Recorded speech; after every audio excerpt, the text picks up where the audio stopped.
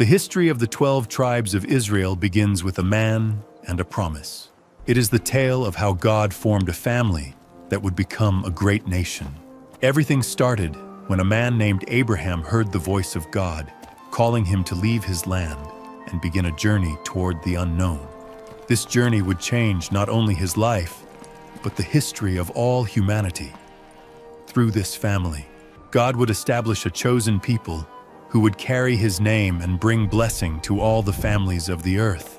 The history of the 12 tribes is a testimony of how God keeps his promises, even when it seems impossible, even when it takes generations. In the land of Ur of the Chaldeans lived a man named Abraham. One day, God spoke to him and changed the course of his life forever.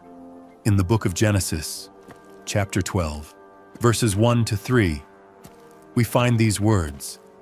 But Jehovah had said to Abraham, "Go from your land and from your kindred, and from your father's house to the land that I will show you. And I will make of you a great nation, and I will bless you, and magnify your name, and you will be a blessing. I will bless those who bless you, and those who curse you I will curse, and all the families of the earth will be blessed in you." Abraham was 75 years old when he received this call, without children and with a barren wife. The promise of becoming a great nation seemed impossible. Nevertheless, Abraham believed God and obeyed. He took his wife Sarai, his nephew Lot, and all his possessions, and set off toward the land of Canaan. Upon arriving in Canaan, God appeared to him again. In Genesis, chapter 12, verse 7, we read, "And Jehovah appeared to Abraham and said, 'To your offspring I will give this land.'" Although Abraham was a foreigner in that land and had no children, God promised him that his descendants would possess that territory.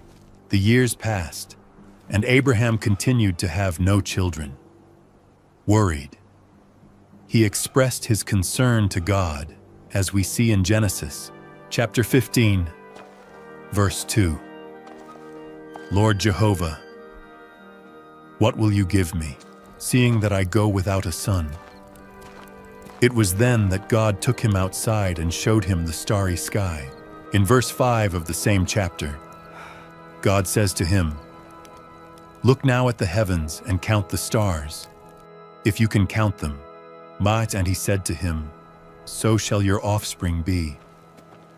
To seal this promise, God made a formal covenant with Abraham. In Genesis, chapter 15, verse 18, we read, "On that day Jehovah made a covenant with Abraham, saying, 'To your offspring I will give this land, from the river of Egypt to the great river, the river Euphrates.'" When Abraham was 99 years old and still had no children with Sarai, God appeared to him again and changed his name.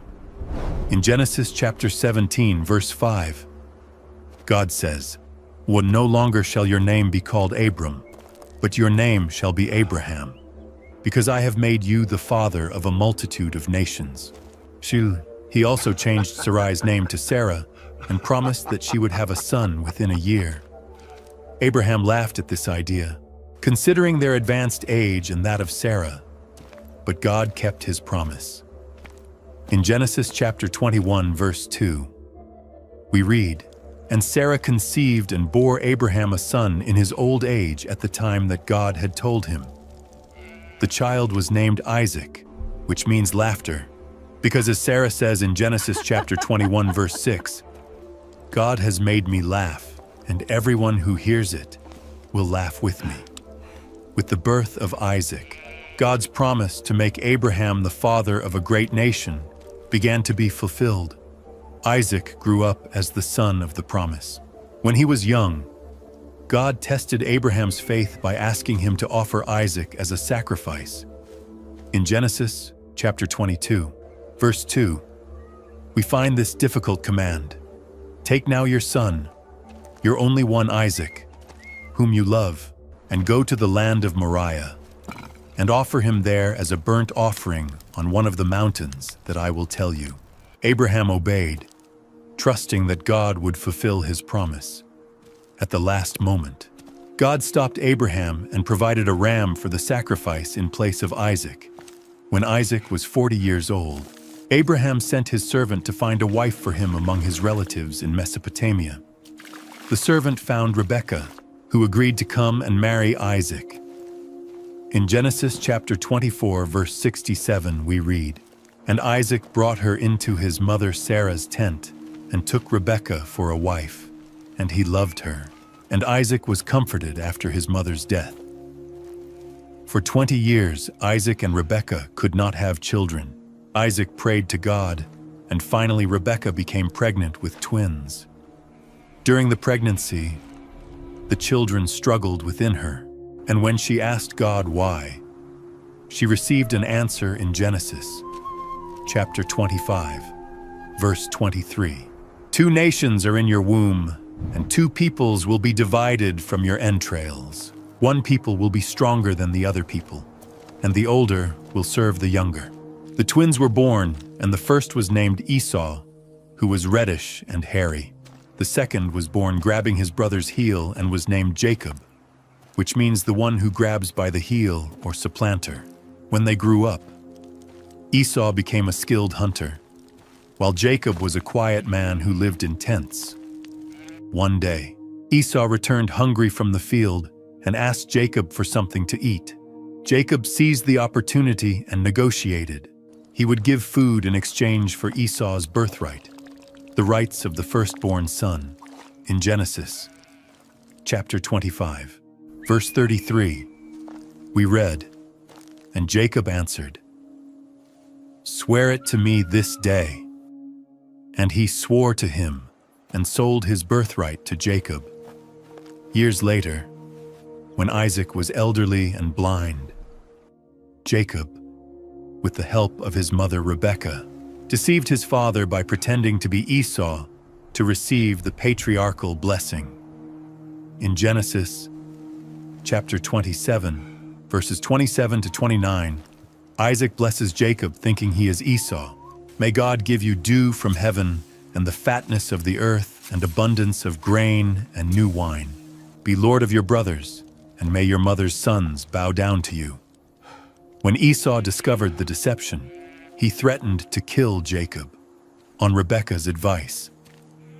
Isaac sent Jacob to Haran to the house of Laban, Rebekah's brother, to seek a wife and escape Esau's wrath.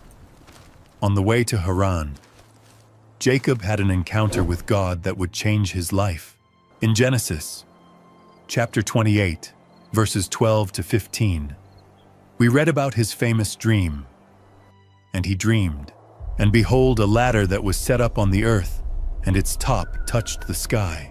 And behold, angels of God ascending and descending on it. And behold, Jehovah stood above it and said, 'I am Jehovah, the God of Abraham, your father, and the God of Isaac. The land on which you are lying, I will give to you and to your offspring.'" God promised Jacob the same as he had promised Abraham and Isaac: land, offspring, and blessing.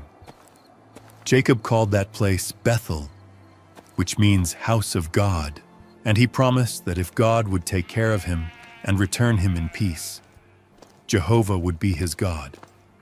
Upon arriving in Haran, Jacob met Rachel, Laban's daughter, and fell in love with her.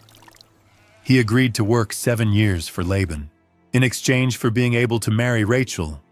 However, after the 7 years, Laban deceived him by giving him his elder daughter, Leah, to be able to marry Rachel as well.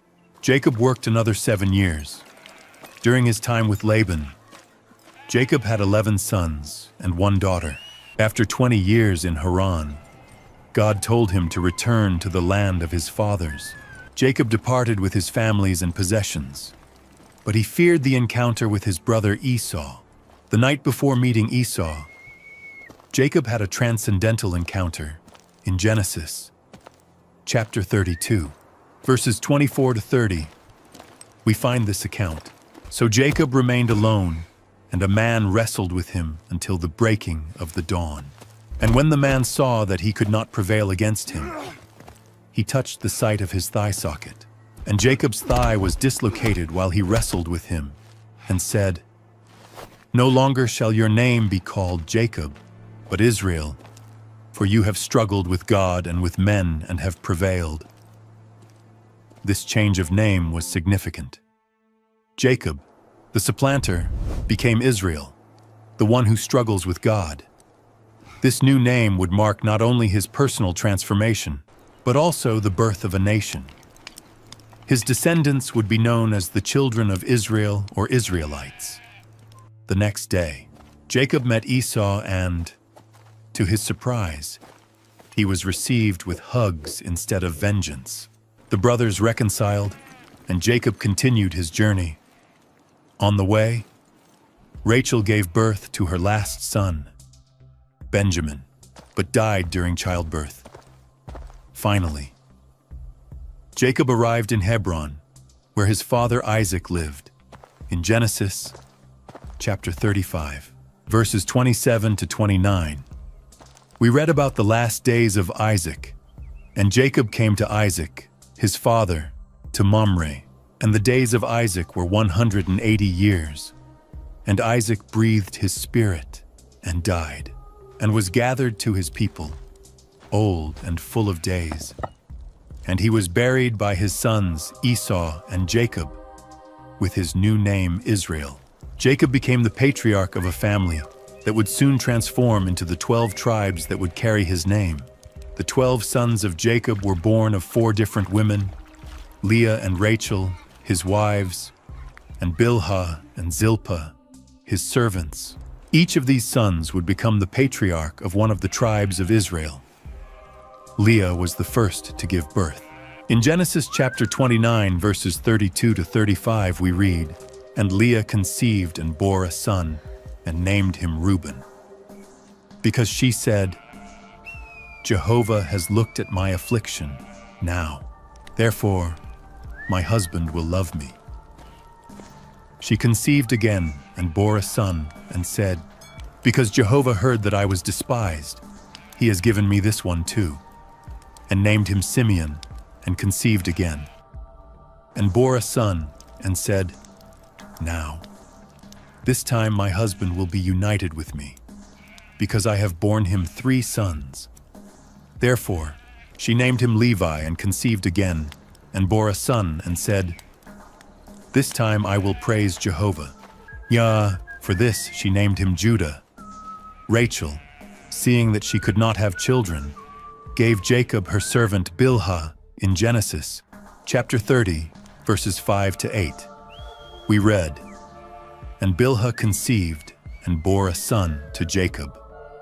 Then Rachel said, 'The God judged me, and also heard my voice and gave me a son.' Therefore, she named him Dan. Bilhah conceived again and bore a second son to Jacob.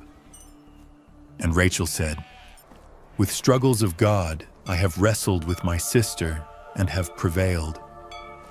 And she named him Naphtali. Leah, seeing that she had stopped giving birth, also gave her servant Zilpah to Jacob. In Genesis chapter 30, verses 10 to 13, we read, "And Zilpah, Leah's servant, bore a son to Jacob, and Leah said, 'Fortune has come,' and she named him Gad. Then Zilpah, Leah's servant, bore another son to Jacob, and Leah said, 'For my happiness, because women will call me happy.' And she named him Asher, after Leah conceived again, and bore 2 more sons and 1 daughter. In Genesis chapter 30, verses 17 to 21, we read, "And God heard Leah, and she conceived and bore a 5th son to Jacob, and named him Issachar. After she conceived Leah again, and bore a 6th son to Jacob, and named him Zebulun. After she bore a daughter, and named her Dinah. Finally, God heard Rachel." In Genesis chapter 30, verses 23 and 24, we read, "And she conceived and bore a son, and said, 'God has taken away my disgrace.' And and she named him Joseph, saying, "May Jehovah add to me another son." Years later, when Jacob was returning to Canaan, Rachel gave birth to Benjamin during a difficult delivery that cost her her life. In Genesis chapter 35, verses 17 and 18, we read, "And it happened that as her soul was departing, for she died, she named him Ben-Oni, but his father named him Benjamin. These 12 sons, Reuben, Simeon, Levi, Judah, Dan, Naphtali, Gad, Asher, Issachar, Zebulun, Joseph, and Benjamin, would become the patriarchs of the 12 tribes of Israel, among the 12 sons of Jacob. Joseph occupied a special place in his father's heart.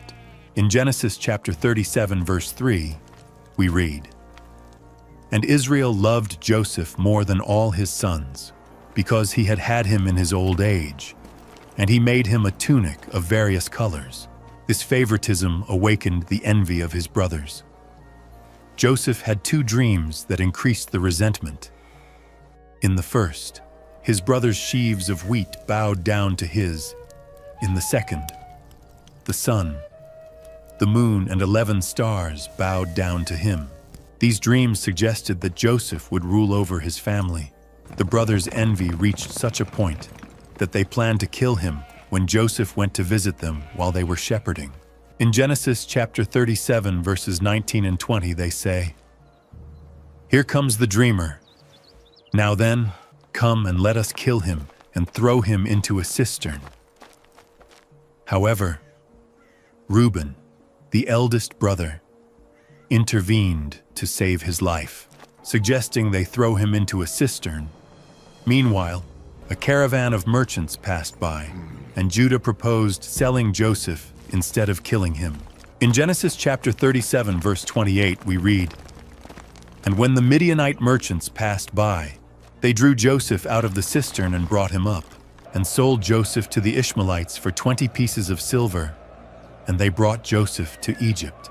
The brothers stained Joseph's tunic with goat's blood and presented it to their father, who concluded that a wild beast had killed his beloved son. Jacob wept bitterly for Joseph without knowing that he was alive in Egypt. In Egypt, Joseph was sold to Potiphar, captain of Pharaoh's guard. God was with Joseph, and he prospered in everything he did. As Genesis chapter 39, verse 3 says, "And his master saw that Jehovah was with him, and that everything he did, Jehovah made to prosper in his hand." Potiphar put Joseph in charge of his entire household. Potiphar's wife felt attracted to Joseph and tried to seduce him, but he refused to sin against God. Enraged by the rejection, she falsely accused him, and Joseph was sent to prison. But even there, God was with him. In Genesis chapter 39, verse 21, we read, "But Jehovah was with Joseph and extended his mercy to him, and gave him favor in the eyes of the chief jailer." In prison, Joseph interpreted the dreams of 2 of Pharaoh's officials, the cupbearer and the baker. The interpretations were fulfilled exactly as Joseph had said. 2 years later, Pharaoh had 2 disturbing dreams that none of his wise men could interpret. The cupbearer remembered Joseph and mentioned him to Pharaoh. Joseph was taken out of the prison and brought before Pharaoh. In Genesis chapter 41, verses 15 and 16, Pharaoh says, "When I have had a dream and there is no one to interpret it, but I have heard it said of you that you hear dreams to interpret them." Joseph responds, "It is not in me. God will be the one to give a favorable answer to Pharaoh." Joseph interpreted the dreams. There would be 7 years of abundance followed by 7 years of famine. He advised Pharaoh to store grain during the years of abundance to prepare for the famine. Impressed, Pharaoh appointed Joseph governor of Egypt, second only after him. In Genesis chapter 41, verse 41, we read, "Pharaoh further said to Joseph, 'Here, I have set you over all the land of Egypt. At 30 years old, Joseph went from prisoner to becoming the second most powerful man in Egypt. He married Asenath, daughter of an Egyptian priest, and had 2 sons, Manasseh and Ephraim. During the 7 years of abundance, Joseph stored large amounts of grain. When the famine arrived, Egypt was prepared, and Joseph managed the distribution of food. Divine providence used Joseph to preserve not only Egypt, but also his own family. Through the most difficult circumstances, God was working to fulfill his promises. The famine that Joseph had predicted also affected Canaan, where Jacob lived with his family in Genesis chapter 42, verse 1. We read, "Seeing Jacob that there was food in Egypt, he said to his sons, 'Why are you looking at one another?' Without knowing that Joseph was alive and in a position of power in Egypt, Jacob sent 10 of his sons to buy grain. Benjamin, the youngest son, stayed home because Jacob feared that something bad might happen to him. When the brothers arrived in Egypt, they presented themselves before Joseph, but they did not recognize him. He, however, recognized them immediately.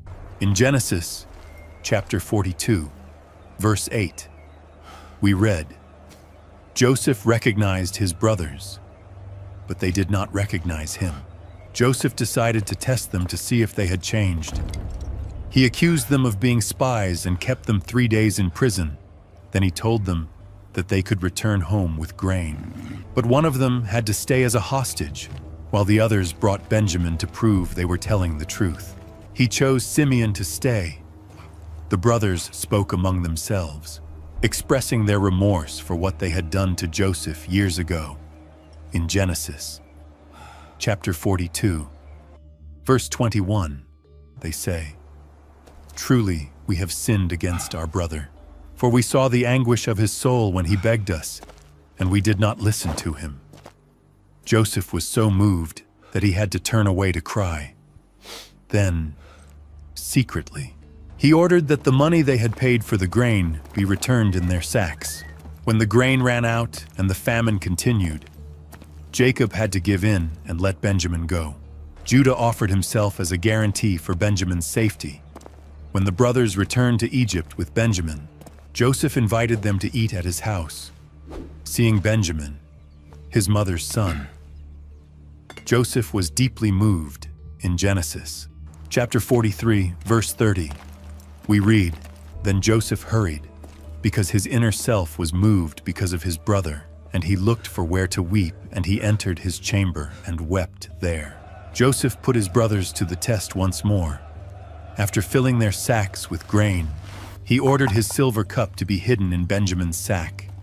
When the brothers departed, he sent guards after them to discover the theft. Benjamin was accused, and the brothers returned to the city.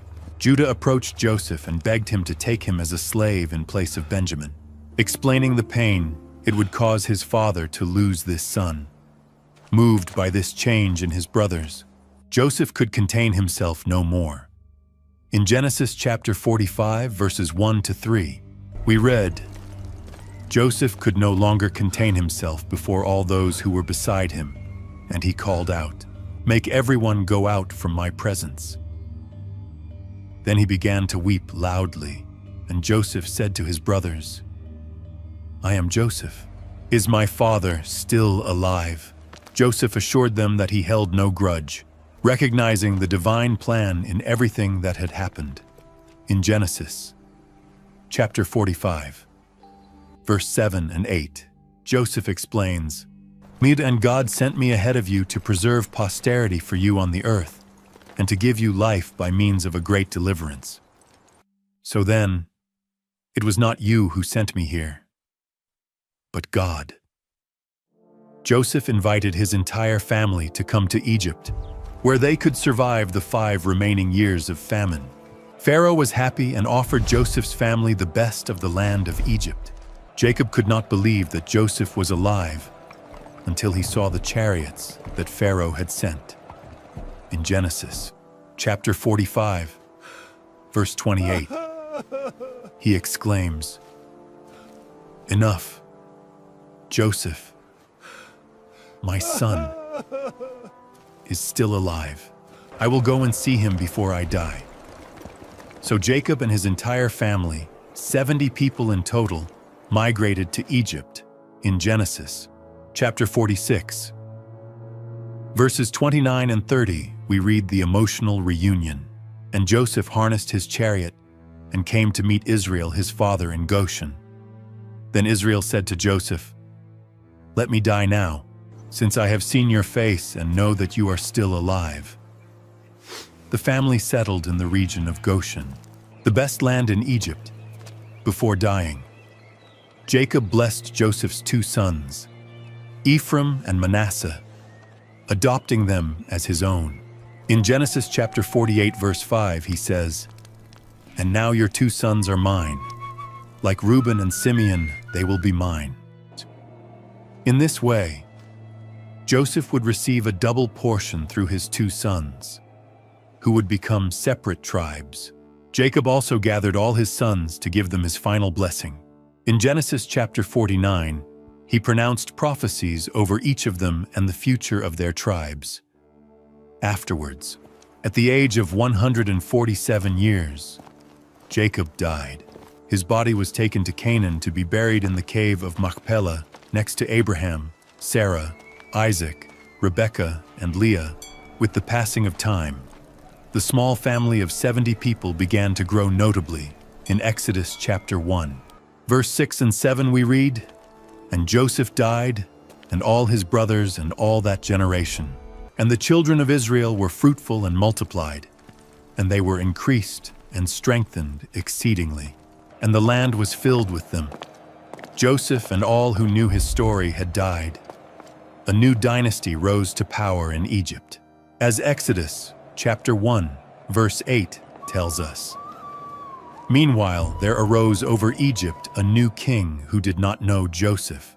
This new Pharaoh viewed the rapid growth of the Israelites with concern, fearing that they could ally with the enemies of Egypt. Pharaoh decided to take drastic measures. In Exodus chapter 1, verses 9 and 10, he says, "Here, the people of the children of Israel are greater and stronger than we.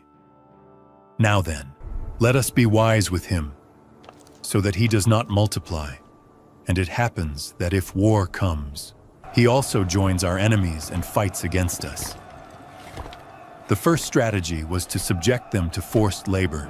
In Exodus chapter 1, verse 11, we read, "So they set over them taskmasters who would afflict them with their burdens.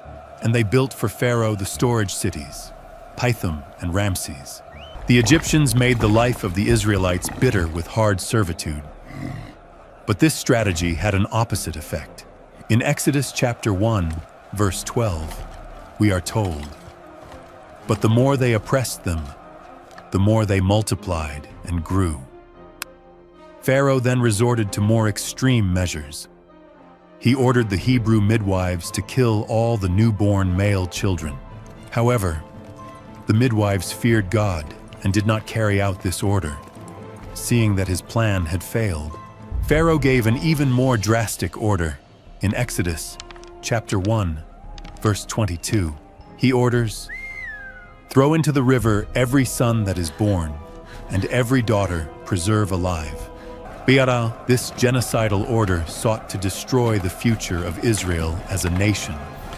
Despite this brutal oppression, the Israelites continued to grow in number. God was fulfilling his promise to make Abraham's offspring a great nation, even in the midst of suffering and slavery. In the midst of the Egyptian oppression, a child was born who would change the destiny of his people.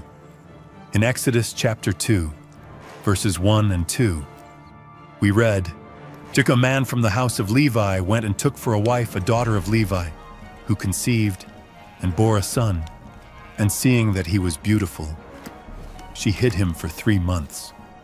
When she could hide him no longer, his mother placed him in a basket of reeds by the edge of the river. Pharaoh's daughter found him and decided to adopt him. The child's sister offered to find a Hebrew nurse, and so the child's own mother was hired to raise him. When he grew up, he was taken to Pharaoh's palace. In Exodus chapter 2, verse 10, we read, "And she named him Moses, saying, because I drew him out of the waters." Moses grew up as an Egyptian prince, but he never forgot his roots. One day, seeing an Egyptian beating a Hebrew, Moses killed the Egyptian. The next day, when he tried to separate two Hebrews who were fighting, he realized that his act was known. When Pharaoh found out, he sought to kill Moses, who fled to the desert of Midian. There Moses married Zipporah, daughter of the priest Jethro, and spent 40 years as a shepherd. One day, while tending the flock, Moses saw something extraordinary. In Exodus chapter 3, verses 2 to 4, we read, "And the angel of Jehovah appeared to him in a flame of fire in the middle of a bush. And he looked and saw that the bush was burning with fire, and the bush was not consumed. Seeing Jehovah that he was going to see, God called to him from the middle of the bush and said, 'Moses, Moses.' And he answered, 'Here I am.' God identified himself as the God of Abraham, Isaac, and Jacob, and revealed to Moses his plan to free his people. In Exodus chapter 3, verse 7 to 10, God says, "I have seen the affliction of my people who are in Egypt. I have descended to deliver them from the hand of the Egyptians, and bring them out of that land to a good and spacious land, to a land that flows with milk and honey. Come, therefore, now, and I will send you to Pharaoh so that you may bring my people out of Egypt."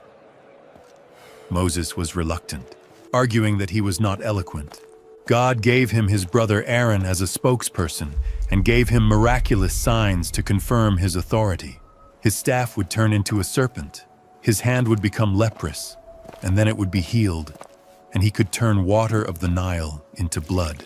Moses returned to Egypt, and together with Aaron presented the demand to Pharaoh. "Thus says Jehovah, the God of Israel, let my people go." Exodus 5:1. Pharaoh refused outright and increased the oppression on the Israelites. Faced with the refusal, God sent a series of 10 plagues over Egypt. Water turned into blood, frogs, lice, flies, death of livestock, boils, hail, locusts, darkness, and finally, the death of the firstborns. Each plague demonstrated God's power over the Egyptian gods. Before the last plague, God instituted the Passover. Each Israelite family had to sacrifice a lamb and paint the posts and the lintel of their door with its blood. In Exodus chapter 12, verse 13, God promises, "And the blood will be a sign for you on the houses where you are, and I will see the blood and will pass over you. And there will be no plague of death among you when I strike the land of Egypt." At midnight, the angel of death passed through Egypt, killing all the firstborns, but passed over the houses marked with the lamb's blood. In Exodus chapter 12, verses 29 and 30, we read, "And it happened that at midnight, Jehovah struck every firstborn in the land of Egypt. And there was a great cry in Egypt, for there was no house where there was not one dead. Finally, Pharaoh gave in and ordered the Israelites to leave. In Exodus chapter 12, verse 31, he says, "Get out from among my people, you and the children of Israel, and go serve Jehovah as you have said." Thus began the exodus from Egypt. Approximately 600,000 men, not counting women and children, left Egypt after 430 years of residence there. They took with them riches that the Egyptians had given them, fulfilling the promise that God had made to Abraham. God guided his people with a pillar of cloud during the day and a pillar of fire during the night. He led them toward the Red Sea, where they were apparently trapped when Pharaoh, who had changed his mind, pursued them with his army. At this critical moment, Moses encouraged the people. "Do not fear, stand firm and see the salvation that Jehovah will work today for you. Exodus 14:1. God ordered Moses to extend his hand over the sea, and one of the most extraordinary miracles of the Bible occurred. In Exodus chapter 14, verses 21 and 22, we read, "And Moses extended his hand over the sea, and Jehovah caused the sea to retreat by a strong east wind all that night. And the sea turned into dry land, and the waters were divided. Then the children of Israel went into the middle of the sea on dry land, having the waters as a wall to their right and to their left. When the Egyptians tried to follow them, the waters returned to their place, drowning Pharaoh's entire army." In Exodus chapter 14, verse 31, we see the impact of this event. And Israel saw that great act that Jehovah executed against the Egyptians. And the people feared Jehovah, and they believed Jehovah and Moses, his servant. Thus, through the powerful hand of God and under the leadership of Moses, the descendants of Abraham, Isaac, and Jacob were freed from slavery in Egypt. The 12 tribes of Israel, born of the 12 sons of Jacob, had grown to become a great nation, just as God had promised centuries before. The Exodus marked the birth of Israel as a people and prepared them to receive the law on Mount Sinai and eventually enter the Promised Land. 3 months after leaving Egypt, the Israelites arrived at the Sinai desert. They camped facing the mountain while Moses climbed up to meet God. The book of Exodus tells us in chapter 19, verses 3 to 6, that God spoke to Moses from the mountain. "Thus you will say to the house of Jacob, and announce to the children of Israel, you saw what I did to the Egyptians, and how I bore you on eagle's wings and brought you to myself. Now therefore, if you will indeed obey my voice and keep my covenant, you will be my special treasure above all peoples. For all the earth is mine, and you will be to me a kingdom of priests and a holy nation." Moses transmitted these words to the people, and everyone answered with one voice, "Everything that Jehovah has said we will do." God then announced that he would manifest himself before all the people in a dense cloud over Mount Sinai. He ordered them to sanctify themselves, wash their clothes, and not approach the mountain under penalty of death. On the 3rd day, just as God had said, a dense cloud covered the mountain. In Exodus chapter 19, verses 16 and 18, we read that it happened that on the 3rd day, when morning came, there were thunders and lightnings and a thick cloud over the mountain and the sound of a very loud trumpet. And all the people who were in the camp trembled. All Mount Sinai smoked, because Jehovah had descended upon it in fire, and the smoke went up like the smoke of a furnace, and all the mountain trembled greatly. In the middle of this impressive manifestation of power, God called Moses to climb to the summit of the mountain. There he gave him the 10 commandments carved on tablets of stone by the very finger of God. These commandments, registered in Exodus chapter 20, verses 1 to 17, would form the moral and spiritual basis of the Israelite nation. Afterward, God gave Moses many other laws and ordinances about various aspects of life, from worship to justice, personal relationships, property, and festive days. Moses went down from the mountain and told the people all the words and laws of God. The people answered with one voice, "We will do all the words that Jehovah has said."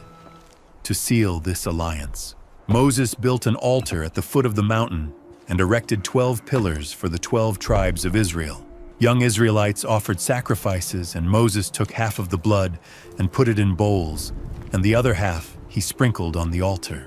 Afterward, as Exodus chapter 24, verses 7 and 8 relates to us, he took the book of the covenant and read it to the ears of the people, who said, "So we will do all the things that Jehovah has said, and we will obey." Then Moses took the blood and sprinkled it on the people and said, "Behold the blood of the covenant that Jehovah has made with you concerning all these things." With this solemn act, the alliance between God and the people of Israel was sealed. They were no longer just a group of fugitive slaves. Now they were a nation with an identity defined as God's chosen people, with laws and a common purpose. This alliance at Sinai would forever mark their national and spiritual identity. To become a well-organized nation, the Israelites needed structure. God ordered Moses to carry out a census of all men of war from 20 years up, as we read in Numbers, chapter 1. Verse 2, "Take the census of all the congregation of the children of Israel by their families, by the houses of their fathers, with the count of the names, all the males by their heads." The census revealed that there were 603,550 men of military age, not counting the tribe of Levi, which was set apart for the service of the tabernacle. Each tribe had its own leader or prince, and each one received specific instructions on where to camp around the tabernacle, which was in the center of the camp as a visible symbol that God dwelt in the middle of his people. In Numbers chapter 2, God established a precise order for the camp. To the east would camp Judah and Issachar and Zebulun under the standard of Judah. To the south would be located Reuben, Simeon and Gad under the standard of Reuben. To the west would be Ephraim, Manasseh and Benjamin under the standard of Ephraim, and to the north would camp Dan, Asher and Naphtali under the standard of Dan. The Levites would camp around the tabernacle as a protective barrier between the presence of God and the rest of the people. This arrangement was not arbitrary. It reflected the order in which they had to march when they broke camp, as Numbers. Chapter 10, verses 14 to 28 tells us, "The division of Judah marched first, followed by Reuben, then the Levites with the tabernacle, after them Ephraim, and finally Dan, who gathered all the stragglers." Each tribe also had specific responsibilities. The Levites were divided according to the families of the 3 sons of Levi, Gershon, Kohath, and Merari, in Numbers. Chapter 3, verses 25 to 37 we read that the Gershonites took care of the coverings and curtains of the tabernacle. The Kohathites were in charge of the sacred objects such as the ark, the table, the lampstand, and the altars, and the Merarites transported the planks, bars, and bases of the tabernacle to maintain order and resolve disputes. Moses established judges and officials, following the advice of his father-in-law Jethro, registered in Exodus. Chapter 18, verses 21 and 22. Moses chose men of virtue, fearing God, men of truth, who hate avarice, and set them over the people as leaders of thousands, of hundreds, of 50 and of 10. They will judge the people at all times, and every serious matter they will bring to you, and they will judge every small matter. Thus, in the desert, Israel went from being a disorganized multitude to becoming a structured nation, with clear leadership, defined responsibilities, and a system of government. This organization would be fundamental for their survival in the desert and for the future conquest of the Promised Land.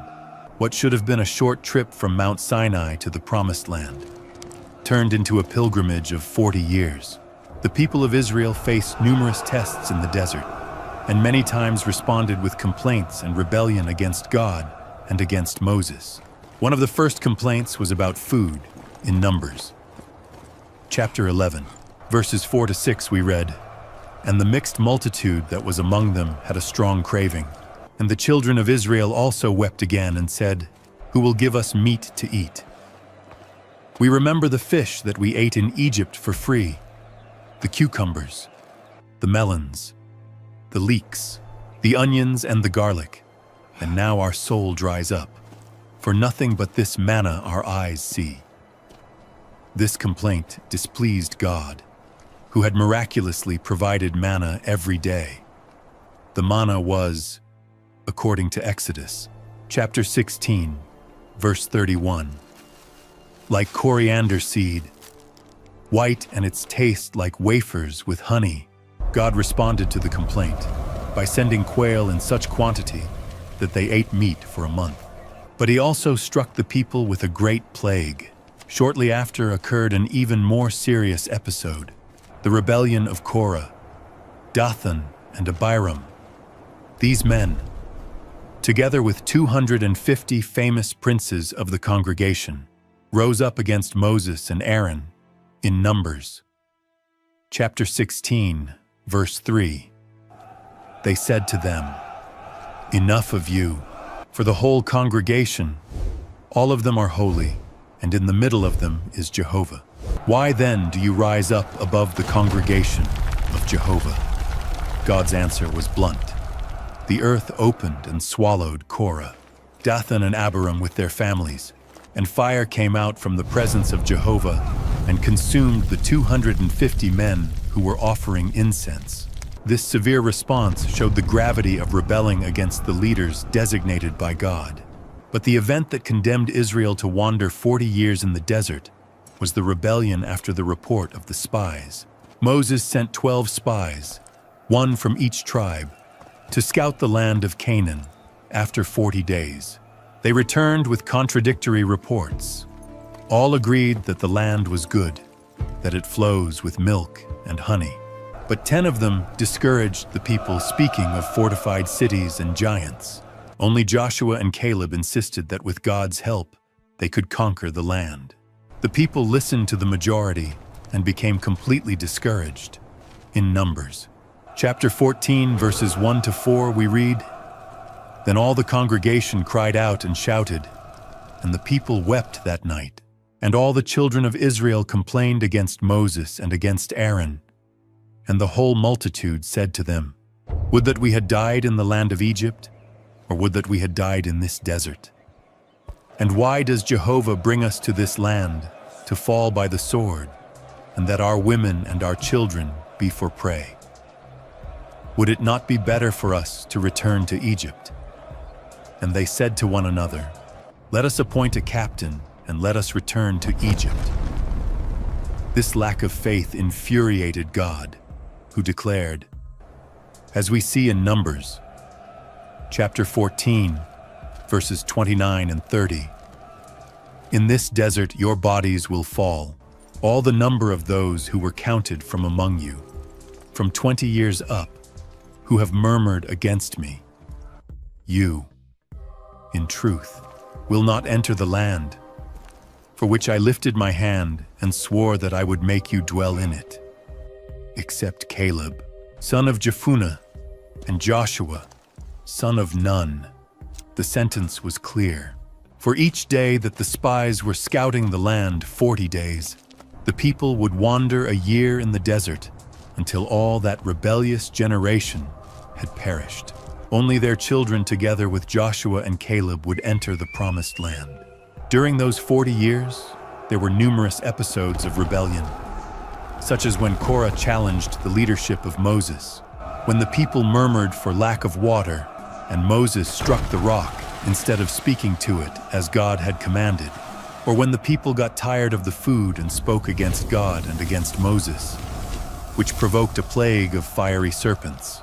But there were also moments of faithfulness and learning in the desert. God taught his people to depend totally on him, as Moses would remember years later in Deuteronomy chapter 8, verses 2 to 3. "And you will remember all the way by which Jehovah your God has led you these 40 years in the desert to humble you, to test you, to know what was in your heart, whether you would keep his commandments or not. And he humbled you and made you hungry and sustained you with manna, food which you did not know, nor had your fathers known, to make you know that not by bread alone will man live, but by everything that proceeds from the mouth of Jehovah will man live." At the end of the 40 years, the new generation was ready to enter the promised land. Moses, already elderly, pronounced his last speeches, recorded in the book of Deuteronomy, where he reminded the people of the law, the alliance with God, and the consequences of obedience and disobedience. Moses would not enter the land of Canaan due to his disobedience in Meribah. but God allowed him to see it from the summit of Mount Nebo before dying. After the death of Moses, Joshua, son of Nun, his faithful assistant, took command. God spoke to him directly, as we read in Joshua chapter 1, verse 5 and 7. No one will be able to stand against you in all the days of your life. As I was with Moses, I will be with you. I will not leave you nor forsake you. Be strong and courageous, because you will distribute this land to this people as an inheritance which I swore to their fathers to give to them. Only be strong and very courageous to be careful to do according to all the law that my servant Moses commanded you. Do not turn from it, to the right or to the left, so that you may be prosperous in all things that you undertake. Joshua prepared the people to cross the Jordan River. He sent spies to Jericho, the first city they were to conquer. There the spies were helped by Rahab, a woman who believed in the God of Israel, and hid the spies from the city's authorities. In exchange, they promised to save her life and that of her family when the city was conquered.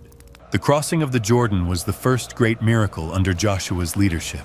When the priests carrying the Ark of the Covenant touched the waters of the river with their feet, it stopped forming a wall of water upstream, while the rest continued its normal course. In Joshua chapter 3, verses 15 to 17 we read, "When those who carried the ark entered the Jordan, and the feet of the priests who carried the ark were dipped in the edge of the water. For the Jordan overflows all its banks all the time of harvest. The waters that came from above stopped as if in a heap, far from the city of Adam. And the people passed in the direction of Jericho. And the priests who carried the ark of the covenant of Jehovah stood on dry ground, firm in the middle of the Jordan, until all the people had finished crossing the Jordan, and all Israel passed over on dry ground." This miracle recalled the crossing of the Red Sea and demonstrated that God was with Joshua as he had been with Moses. To commemorate this event, Joshua had 12 stones taken from the riverbed erected, one for each tribe. The first city to be conquered was Jericho. Instead of a conventional attack, God ordered an unusual strategy. For 6 days, the Israelite warriors, preceded by 7 priests with trumpets and the Ark of the Covenant, had to march once every day around the city in complete silence. The 7th day, they had to march 7 times around the city, and then at the prolonged blast of the trumpets, all the people had to shout with one voice upon following these instructions. Precisely as God had commanded, another miracle occurred. In Joshua chapter 6, verse 20, we read, "Then the people shouted and the priests blew the trumpets. And it happened that when the people had heard the sound of the trumpet, they shouted with a great shout, and the wall collapsed. The people went up then into the city, each one straight ahead, and they took it." The miraculous fall of Jericho was just the beginning. After a setback in Ai due to the sin of Achan, who took from the spoils what God had forbidden, the Israelites continued their advance. They conquered cities such as Ai, Gibeon, Libnah, Lachish, Eglon, Hebron, and Debir. Some inhabitants of Canaan, such as the Gibeonites, sought alliances with Israel to avoid destruction, although they obtained their treaty through deception, pretending to be travelers from distant lands. Joshua respected the oath made in God's name and made them servants of the sanctuary. One of the most remembered battles was against 5 Amorite kings who allied against Gibeon for having joined Israel. In that battle, Joshua asked God to stop the sun to have more hours of light and complete the victory. In Joshua chapter 10, verses 12 to 14, we read, "Then Joshua spoke to Jehovah on the day when Jehovah delivered the Amorite before the children of Israel, and said in the presence of the Israelites, 'Sun, stand still in Gibeon, and you, moon, in the valley of Aijalon.' And the sun stood still, and the moon stood still until the people had avenged themselves of their enemies. And there was no day like that, before or after it, with Jehovah having heeded the voice of a man. For Jehovah fought for Israel. The conquest of Canaan was neither fast nor complete, as Joshua would remember at the end of his life in Joshua, chapter 23, verse 10. A man of you will chase 1,000, because Jehovah your God is the one who fights for you, as he told you. After about 7 years of military campaigns, most of the land was under Israelite control, although pockets of Canaanite resistance remained that would persist for generations. It was time to distribute the conquered land among the tribes, with most of Canaan under Israelite control. The moment came to divide the land among the tribes. This process was not arbitrary, but guided by God himself through lots. As we read in Joshua, chapter 14, verse 2, by lot their inheritance was given to them, as Jehovah had commanded by Moses to the 9 tribes and the half-tribe. Why only 9 tribes and a half? Because 2 tribes and a half had already received their inheritance to the east of the Jordan River, in territories conquered before Moses' death. These were the tribes of Reuben, Gad, and the half-tribe of Manasseh.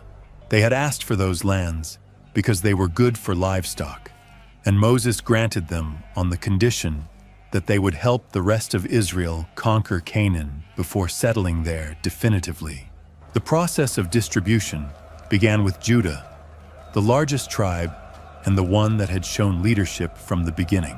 Caleb, one of the 2 faithful spies, asked Joshua to give him Hebron as a personal inheritance, reminding him of the promise that Moses had made to him 45 years before. Joshua granted this request, and Caleb, at his 85 years, expelled the giants, Anakim, who lived there. The tribe of Judah received an extensive territory in the south of Canaan, which included cities such as Bethlehem, Hebron, and the future Jerusalem, although the latter would remain in Jebusite hands for a long time. Its borders are described in detail in Joshua chapter 15. After Judah, the tribes of Ephraim and the other half of Manasseh, the descendants of Joseph, received their territory in the central region of Canaan, although they complained that their portion was small for their number. Joshua encouraged them to clear more land in the wooded areas and to expel the Canaanites who remained in their territory. The rest of the tribes received their inheritance. Afterwards, Benjamin obtained a small but strategic portion between Judah and Ephraim. Simeon received cities within the territory of Judah, fulfilling Jacob's prophecy that he would be scattered in Israel, Zebulun and Issachar. Asher and Naphtali received territories in the north, and Dan received a small portion in the central west, although later he would conquer additional territory in the far north. In Joshua, chapter 19, verses 49 to 51, we read the conclusion of this process. When they had finished distributing the land in inheritance according to their territories, the children of Israel gave an inheritance to Joshua, son of Nun, in their midst. According to the word of Jehovah, they gave him the city that he asked for, Timnath-Serah in the hill country of Ephraim, and he rebuilt the city and lived in it. These are the inheritances that the priest Eleazar and Joshua, son of Nun, and the heads of the fathers gave by lot in possession to the tribes of the children of Israel in Shiloh, before Jehovah, at the entrance of the tabernacle of meeting. And they finished distributing the land. This territorial division defined the political geography of Israel for centuries, although the exact borders would fluctuate over time due to conquests, losses, and reassignments. The basic distribution established by Joshua would remain as the framework of reference for the tribal identity of Israel. Unlike the other tribes, Levi did not receive its own territory, as God had said to Aaron in Numbers, chapter 18, verse 20. In their land you will have no inheritance, nor will you have any portion among them. I am your portion and your inheritance in the middle of the children of Israel. Instead of a continuous territory, The Levites received 48 cities distributed throughout Israel, including 6 cities of refuge, where people who had committed involuntary manslaughter could find asylum until the death of the high priest. This dispersion of the Levites throughout the territory served 2 purposes: to ensure that all the tribes had access to the teaching of the law, and to fulfill Jacob's prophecy that Levi would be scattered in Jacob and dispersed in Israel as a consequence of his violence in Shechem. The Levites were divided into 3 main groups according to the sons of Levi: Gershonites, Kohathites, and Merarites. Each group had specific functions in the service of the tabernacle, but Aaron's family, descended from Kohath, was set apart for the priesthood. Only male descendants of Aaron could be priests and offer sacrifices. The high priest, a direct descendant of Aaron, was the highest religious authority. He was the only one who could enter the most holy place once a year on the Day of Atonement.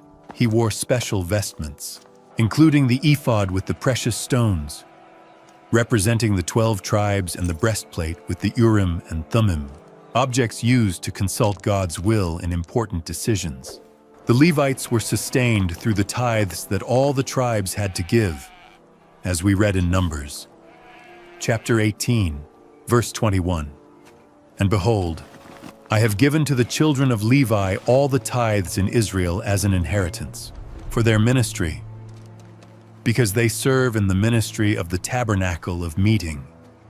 In turn, the Levites gave the tithe of what they received to the priests. In addition to the tithes, the priests received portions of certain sacrifices and offerings, the firstborn of clean animals and the first fruits of the harvests. The main function of the Levites and priests was to maintain the worship of God and teach the law to the people.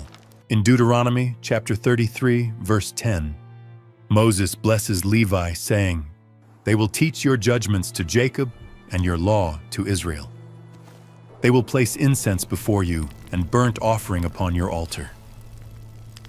During the period of the judges and the first kings, the tabernacle and later the temple would be the center of the religious life of Israel, and the Levites and priests its guardians. However, this responsibility was not always fulfilled faithfully. There were periods of priestly corruption, such as in the days of Eli and his sons, and moments when the worship of foreign gods infiltrated even the sanctuary. Despite this, the tribe of Levi maintained its identity and special function throughout the history of Israel, serving as guardians and teachers of the law of God in the middle of their people. After the death of Joshua, Israel entered a turbulent period that lasted approximately 350 years, without strong central leadership. Each one did what was right in their own eyes. As the book of Judges tells us in its chapter 21, verse 25. This period was characterized by repetitive cycles that the book of Judges describes clearly: apostasy, oppression, crying out to God, deliverance through a judge and temporary peace, followed by new apostasy when the judge died. The book of Judges explains to us in its chapter 2, verses 11 to 19, this cyclical pattern. After that, the children of Israel did evil in the eyes of Jehovah and served the Baals. And the fury of Jehovah was kindled against Israel, who delivered them into the hands of robbers who plundered them. And Jehovah raised up judges who would deliver them from the hand of those who plundered them. And when Jehovah raised up judges for them, Jehovah was with the judge and delivered them from the hand of the enemies for the whole time of that judge. But it happened that upon the judge's death, they would turn back and corrupt themselves more than their fathers. The first judge was Othniel, Caleb's nephew, who delivered Israel from the oppression of Cushan-Rishathaim, king of Mesopotamia. After him came Ehud, who killed Eglon, king of Moab. Shamgar delivered Israel from the Philistines, killing 600 of them with an ox goad. Deborah, a prophetess, judged Israel during a period of oppression by Jabin, king of Canaan.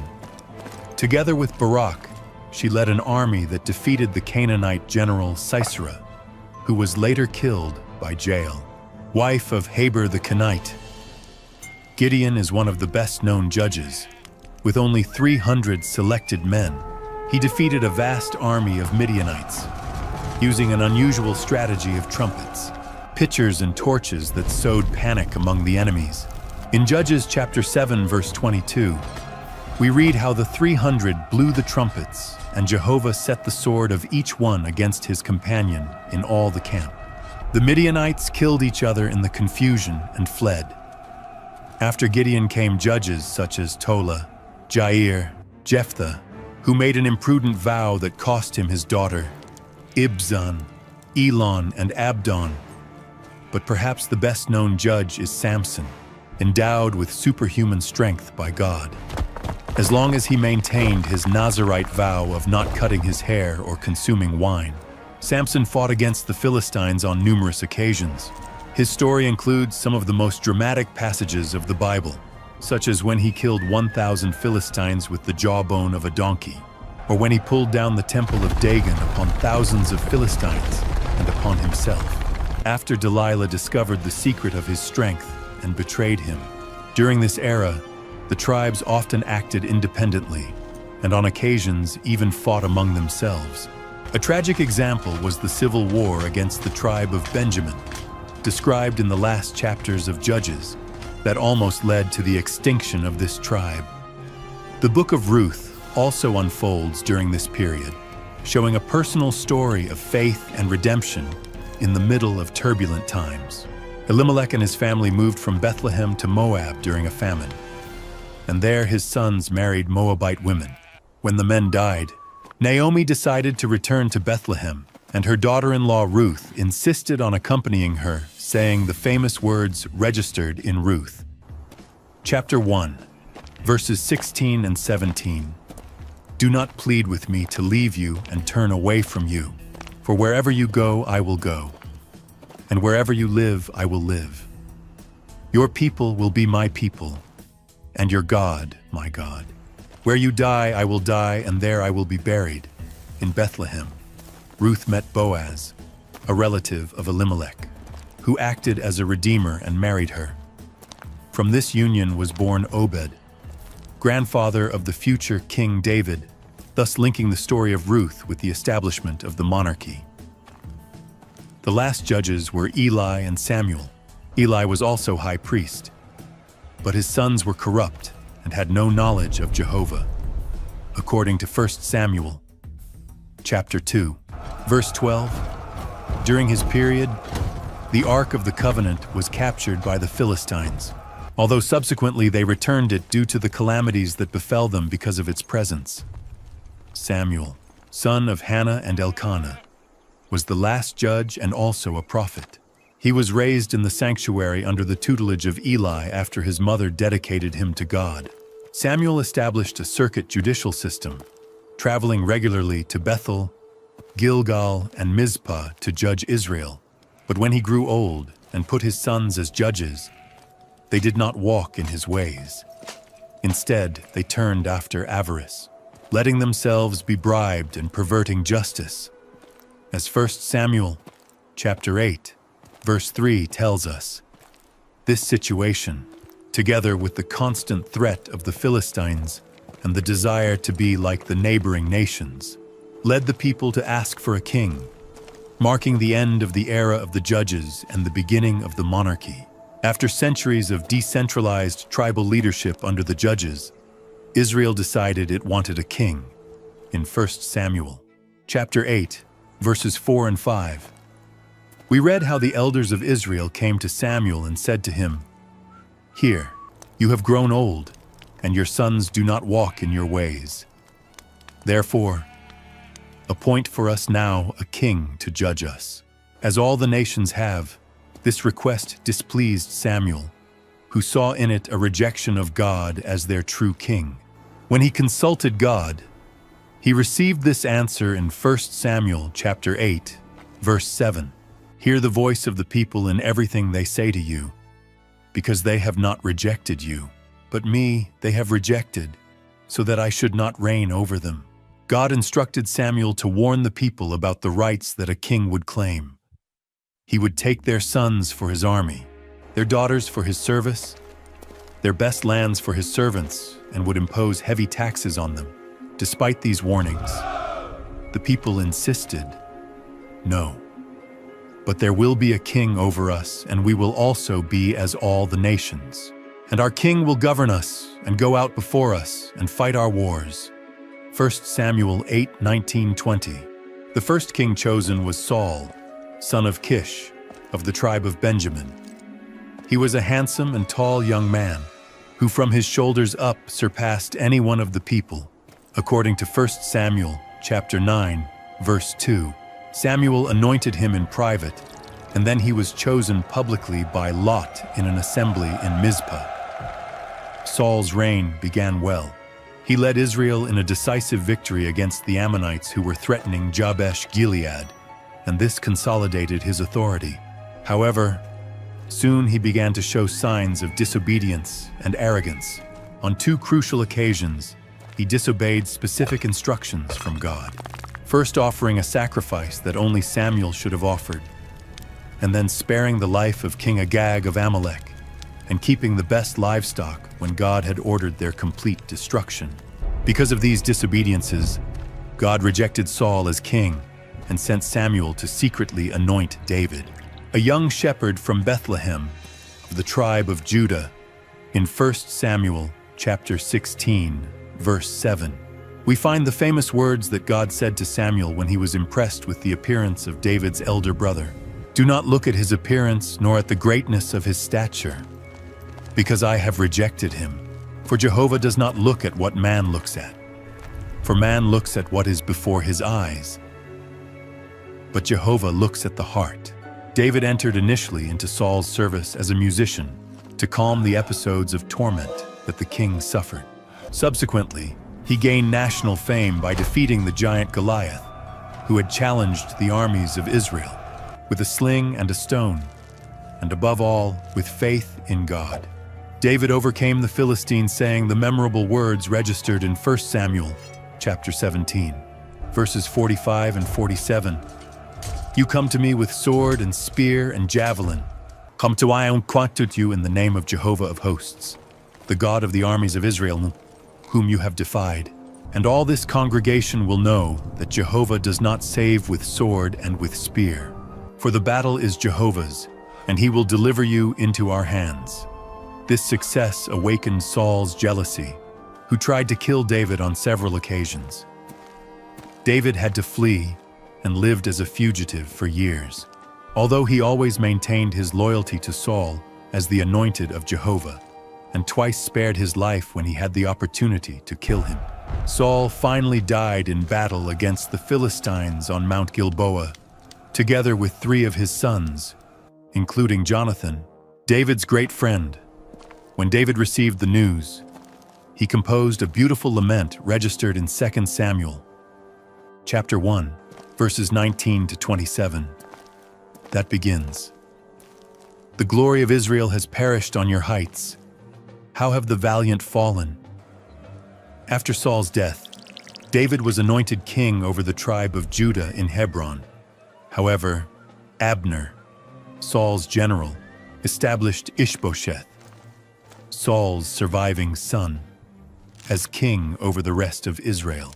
For 7 years, there was division until Ishbosheth was murdered by 2 of his captains, and all the tribes finally came to David in Hebron, recognizing him as king of all Israel. One of David's first actions as unified king was to conquer Jerusalem, a Jebusite city that until then had not been totally controlled by any tribe. He established it as his capital, thus neutralizing possible tribal jealousies by choosing a new city instead of favoring the territory of any specific tribe. This strategic decision helped to cement national unity. David also brought the Ark of the Covenant to Jerusalem, making the city not only the political center, but also the religious center of Israel. His desire was to build a permanent temple for God. But through the prophet Nathan, God told him the task would remain for his son. However, God made David an extraordinary promise known as the Davidic covenant, registered in 2 Samuel chapter 7, verses 12-16. where he assures him, "And when your days are fulfilled and you sleep with your fathers, I will raise up after you one of your offspring, who will proceed from your entrails, and I will establish his kingdom, and I will establish the throne of his kingdom forever." David's reign was marked by great military victories. He decisively defeated the Philistines, Moabites, Syrians, Edomites, and Ammonites, expanding Israel's borders to their maximum historical extent. In 2 Samuel chapter 8, verse 15, we read that David reigned over all Israel, and David administered justice and equity to all his people. However, David also experienced serious moral failures, notably his adultery with Bathsheba and the indirect murder of Uriah, her husband, although he repented deeply when the prophet Nathan confronted him. The consequences of this sin haunted his family, with tragedies such as the rape of his daughter Tamar, the murder of his son Amnon, and the rebellion of his son Absalom. Despite these personal problems, David's reign is considered the golden age of Israel. He unified the tribes, established a national capital, expanded the borders, organized the kingdom's administration, and prepared everything for the construction of the temple. He also composed many of the psalms that would become Israel's hymnal before dying. David appointed his son Solomon as successor, despite not being the eldest son. This decision was based on a promise made to Bathsheba, and on the recognition that Solomon was the one chosen by God to continue his dynasty and build the temple. With Solomon, the unified monarchy would reach its zenith, but would also begin to show the fissures that would eventually lead to the division of the kingdom. The glory of Israel under Solomon's reign would not last forever. Despite the wisdom that God had granted him, Solomon committed serious errors in his last years. His many foreign wives inclined his heart toward other gods. In the first book of Kings, chapter 11, verses 4 and 5, the Bible tells us, "And when Solomon was already old, his wives inclined his heart after other gods, and his heart was not perfect with Jehovah his God, like the heart of his father David, because Solomon followed Ashtoreth, goddess of the Sidonians, and Milcom, the abominable idol of the Ammonites." This infidelity of Solomon had direct consequences. God announced to him that the kingdom would be divided after his death. In 1 Kings, chapter 11, verses 11 and 12, God declares, "For as much as this has been in you, and you have not kept my covenant and my statutes that I commanded you, I will tear the kingdom from you and give it to your servant. Nevertheless, I will not do it in your days.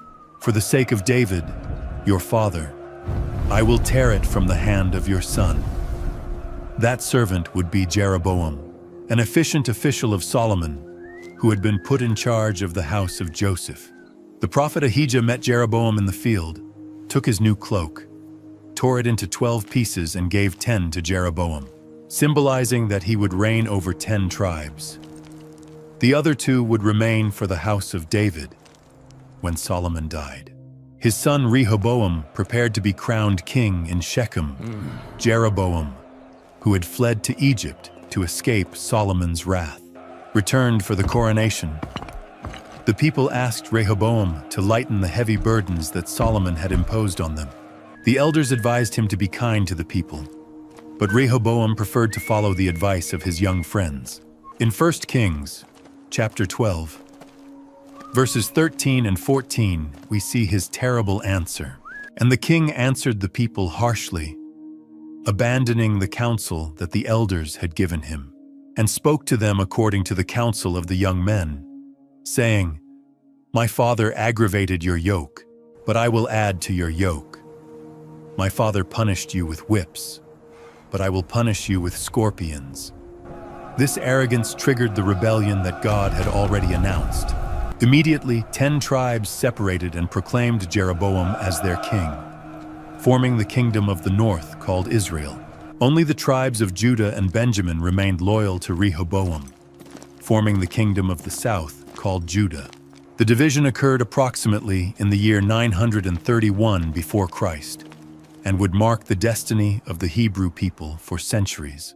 Rehoboam tried to reunify the kingdom by force, but God spoke to him through the prophet Shemaiah. "You shall not go nor fight against your brothers, the children of Israel. Return every man to his house, for this has been done by me." 1 Kings 12:24. Rehoboam had to accept the division as divine will. For his part, Jeroboam feared that if the people kept going up to Jerusalem to worship, eventually they would return their loyalty to the house of David. For that reason, he established a new religious system for the 10 tribes. He made 2 golden calves and placed them in Dan and in Bethel, in the south of his kingdom. Then he declared to the people, enough of going up to Jerusalem. Here are your gods, O Israel, which brought you up from the land of Egypt." 1 Kings 12:28. He also established a new priesthood, not of Levites, but of the common people. 1 Kings 12:31. And he fixed a feast in the 8th month, imitating, but altering the festivities ordered by God. These decisions laid the foundations for the systematic apostasy that would characterize the kingdom of the north throughout its existence. The division of the kingdom was a decisive point in the history of the 12 tribes. Although they shared a common past, now they would have very different futures. The kingdom of the north, with its capital eventually established in Samaria, would last about 200 years before being destroyed. The kingdom of the south, with its capital in Jerusalem, would survive about 350 years. The kingdom of the north began its history with Jeroboam's sin as its foundation, and none of its kings departed from that evil path. Throughout its approximately 200 years of existence, Israel had 19 kings belonging to 9 different dynasties, which shows its political instability. The Bible repeats over and over the phrase, "He followed in the sins of Jeroboam, son of Nebat," who made Israel sin, to describe these kings. Despite the constant warnings of prophets such as Elijah, Elisha, Hosea, and Amos, the kingdom of the north sank ever deeper into idolatry and social injustice. The divine judgment would arrive through the powerful Assyria, the emerging superpower of the era. The final decline began during the reign of Menahem, who paid a heavy tribute to the Assyrian king Pul, also known as Tiglath-Pileser III, to maintain his support. In 2 Kings, chapter 15, verse 19, we read, "And Pul, king of Assyria, came against the land, and Menahem gave Pul 1,000 talents of silver to help him confirm his position in the kingdom." This was the beginning of the Assyrian intervention, which would eventually destroy the kingdom.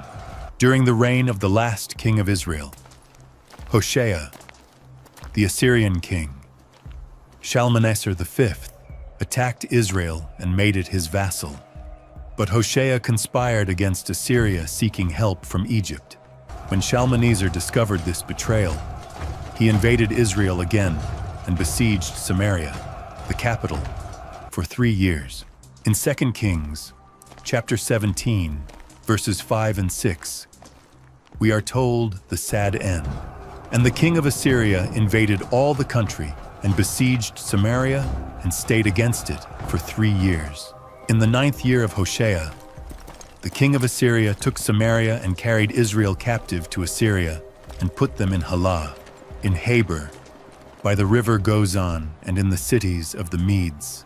The fall of Samaria occurred in the year 722 before Christ and marked the end of the kingdom of the north. But why did God allow this to happen? The Bible itself explains the reasons in 2 Kings, chapter 17, verse 7 to 23, where a long account of Israel's sins is offered. They worshipped other gods, followed the customs of pagan nations, built high places in all their cities. They erected images and statues of Asherah, offered incense to idols, made their children pass through fire, and practiced divination and enchantments. And Jehovah rejected all the offspring of Israel, and afflicted them, and delivered them into the hands of plunderers until he cast them out of his presence. 2 Kings 17:20. The Assyrian policy with the conquered peoples was mass deportation. They moved large segments of the population to distant lands and brought other conquered peoples to repopulate the empty areas. This had the purpose of destroying national identities and preventing rebellions, in Israel's case. The Assyrians deported thousands of Israelites to remote regions of their empire: Hala, Habur, the river Gazan, and cities of Media. At the same time, they brought people from Babylon, Cutha, Ava, Hamath, and Sepharvaim to repopulate the cities of Samaria. These new inhabitants mixed the worship of Jehovah with their own pagan religions, giving rise to the people known as Samaritans, who would be despised by the Jews centuries later. What happened with the 10 deported tribes? The Bible does not follow their trail once they were taken into exile. Some families probably maintained their identity and eventually joined the Jews who returned from the Babylonian exile. But the majority dispersed and mixed with other peoples, losing their distinctive identity. They are the famous 10 lost tribes of Israel that have given rise to numerous theories and legends throughout history. The prophet Hosea had announced this destiny with words that resonated like a divine lament. "My people were destroyed because they lacked knowledge. I will also forget your children." Hosea 4:6. However, even in judgment, God kept alive the hope of a future restoration. While the kingdom of the north followed a consistent path of apostasy, the kingdom of the south had a more varied history. Judah counted on stabilizing factors that Israel did not have: the continuity of the Davidic dynasty, the presence of the temple in Jerusalem as the legitimate center of worship, and a greater number of kings who feared God and attempted religious reforms. In its approximately 350 years of existence, Judah had 20 kings, all of the line of David, except the usurper Athaliah.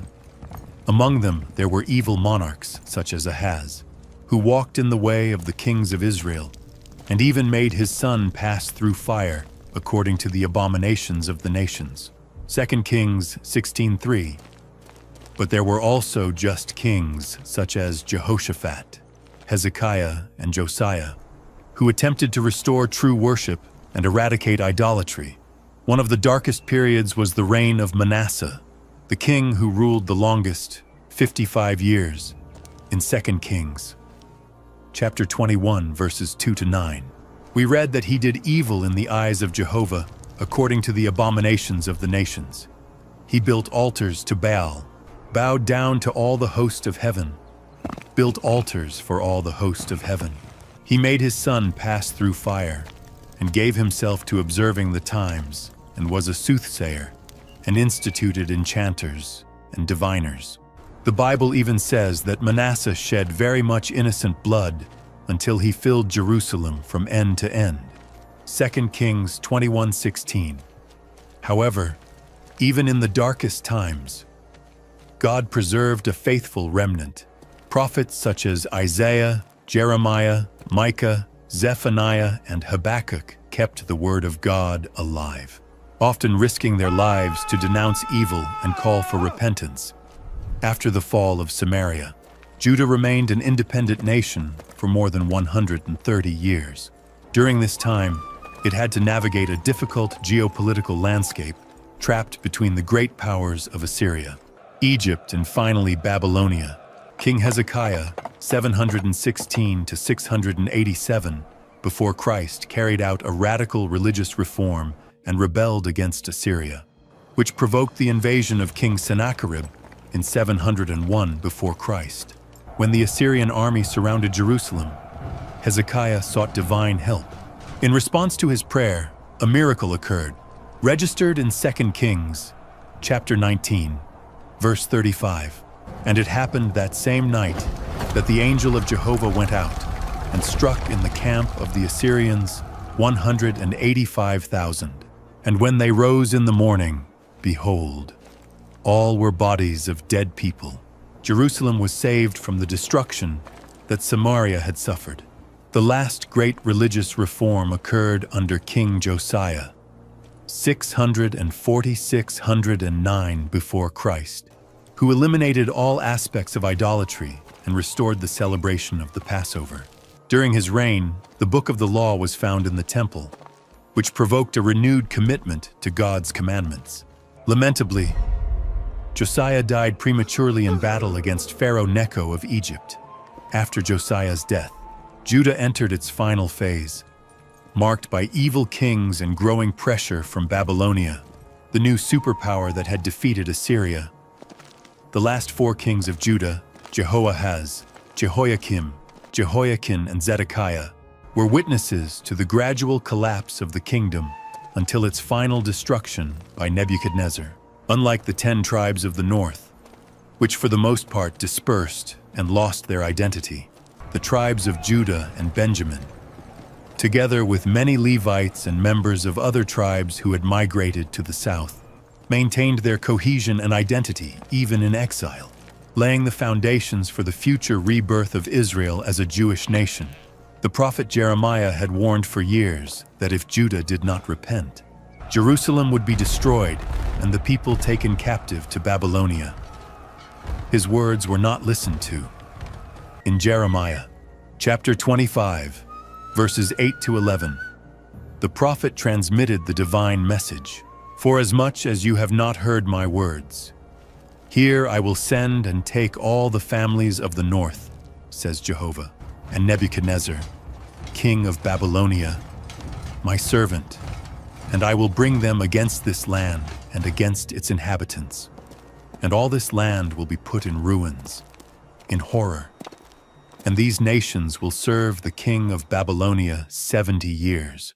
The fall of Jerusalem did not occur all at once, but in stages. In the year 605 before Christ, after defeating Egypt in the Battle of Carchemish, Nebuchadnezzar attacked Jerusalem for the first time and took some captives, including young nobles such as Daniel and his 3 friends. This was the first group of exiles. In 597 before Christ, after a rebellion by King Jehoiakim, Nebuchadnezzar attacked again. By then, Jehoiakim had died and his son Jehoiachin had become king. After only 3 months on the throne, Jehoiachin surrendered. In 2 Kings, chapter 24, verses 12 to 14, we read, Then Jehoiachin, king of Judah, went out to the king of Babylonia. He and his mother, his servants, his princes and his officials, and the king of Babylonia seized him, and took from there all the treasures of the house of Jehovah and the treasures of the royal house. And he took into captivity all Jerusalem, all the princes and all the valiant men, up to 10,000 captives, and all the craftsmen and smiths. No one remained, except the poor of the people of the land. Among these captives was the priest Ezekiel, who would become a prophet in exile. Nebuchadnezzar appointed as puppet king Zedekiah, uncle of Jehoiachin. Despite having sworn loyalty to Babylonia, Zedekiah rebelled, seeking help from Egypt. This betrayal provoked the final wrath of Nebuchadnezzar, who besieged Jerusalem for the 3rd time in 588 before Christ. After a siege of 18 months, the city fell in the summer of 586 before Christ. The final scenes are devastating. In 2 Kings, chapter 25, verses 7 to 10, we read, And they slaughtered the sons of Zedekiah in his presence, and put out Zedekiah's eyes, and bound him with chains, and brought him to Babylonia. And he burned the house of Jehovah, and the house of the king, and all the houses of Jerusalem, and all the houses of the princes he burned with fire, and all the army of the Chaldeans, who was with the captain of the guard, tore down the walls of Jerusalem all around. The temple of Solomon, which had been the center of worship for more than 370 years, was reduced to ashes. The sacred objects, including the bronze pillars, the utensils and everything that had value, were taken to Babylonia. Nebuzaradan, captain of the guard, left in Judah only some of the poorest, so they could be vine dressers and laborers. The prophet Jeremiah, who had been freed by the Babylonians, composed an entire book of laments for the destruction of Jerusalem. In Lamentations chapter 1, verse 1, he writes, "See how the populous city has remained alone, the great one among the nations. She has become like a widow. The mistress of provinces has been made tributary."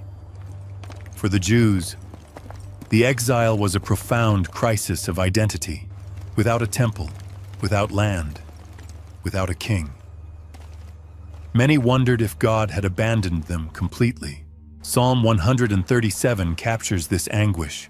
By the rivers of Babylon, there we sat down and even wept, remembering Zion. How shall we sing the song of Jehovah in a strange land?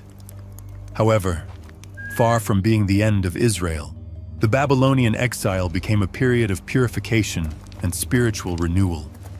In exile, the Jews developed institutions that would allow them to maintain their faith without the temple, such as the synagogues for study and prayer. The observance of the Sabbath and other distinctive practices became especially important as markers of identity. The Torah, the law, became the center of Jewish life, and a new class of leaders emerged. The scribes expert in interpreting and teaching the law. Prophets such as Ezekiel and the second Isaiah, chapters 40 to 60, kept the hope of restoration alive. In Ezekiel chapter 37, the famous vision of the dry bones that come back to life symbolized the divine promise that Israel would resurrect as a nation. In Isaiah chapter 40 verse 1, God speaks words of comfort. "Comfort, comfort my people, says your God." The exile lasted approximately 70 years, just as Jeremiah had prophesied. But from this time of trial would emerge a renewed people, more committed than ever to their identity and their God. After 70 years in Babylonia, just as it had been prophesied, the moment arrived to return to the Promised Land. The Babylonian Empire had fallen before the Persians led by Cyrus the Great in his first year of reign over Babylon. Cyrus issued a decree that would change the history of the Jewish people. In Ezra, chapter 1, verses 2 to 4, we read the surprising announcement. "Thus says Cyrus, King of Persia, Jehovah, the God of the heavens, has given me all the kingdoms of the earth and has commanded me to build him a house in Jerusalem, which is in Judah. Whoever is among you of his people, may God be with him, and let him go up to Jerusalem, which is in Judah, and build the house to Jehovah, God of Israel, and to all who have remained in any place where they dwell. Let the men of his place help him with silver, gold, goods, and livestock, in addition to voluntary offerings for the house of God, which is in Jerusalem."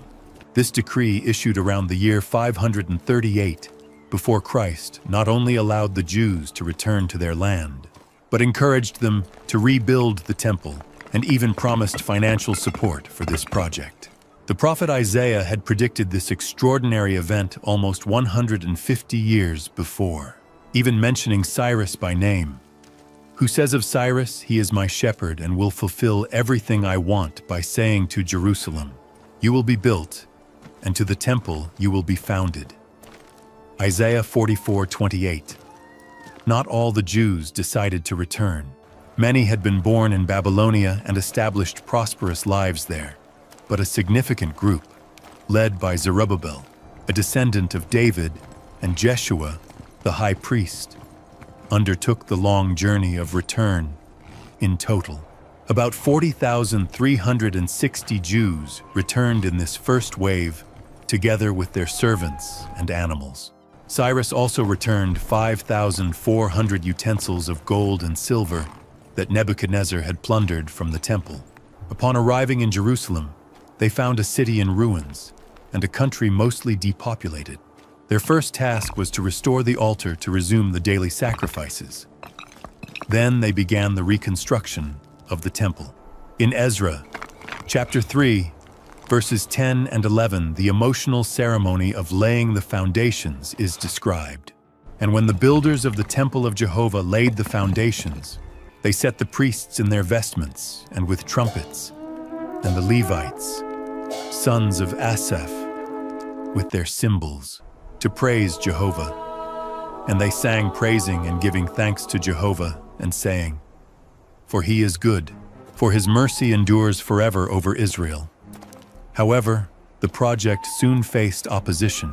The Samaritans and other peoples who had been brought to repopulate the old kingdom of the north offered to help in the construction, but were rejected, offended. They began to obstruct the work, even sending letters to the Persian king, accusing the Jews of planning a rebellion as a result. The construction of the temple stopped for approximately 16 years.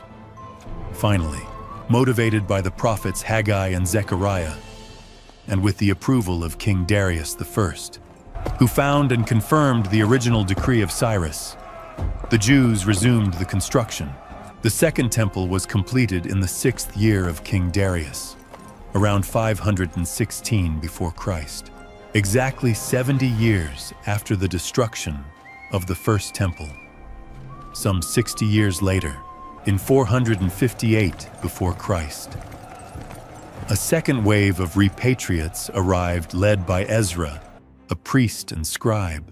In Ezra, chapter 7, verse 10, we read that Ezra had prepared his heart to inquire the law of Jehovah and to do it, and to teach in Israel his statutes and decrees. Ezra carried out important religious reforms, including the public reading of the Torah and the elimination of pagan practices that had infiltrated.